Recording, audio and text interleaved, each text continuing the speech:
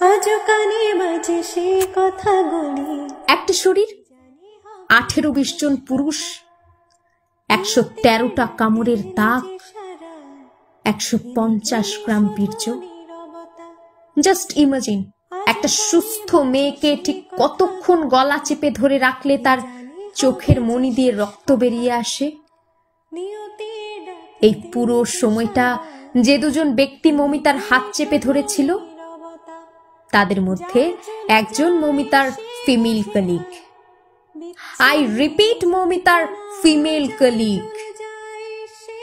চোখ দিয়ে রক্ত বেরিয়ে আসার আগ মুহূর্তে মমিতা নিশ্চয়ই এই ফিমেল কলিগের দিকে তাকিয়েছিল। চোখের ভাষায় বারবার বোঝানোর চেষ্টা করেছিল, আমাকে বাঁচাও, তুমিও তো একটি মেয়ে। আহারে আহারে, করিতে পারিনি চিৎকার, বুকের ব্যথা বুকে চাপাই।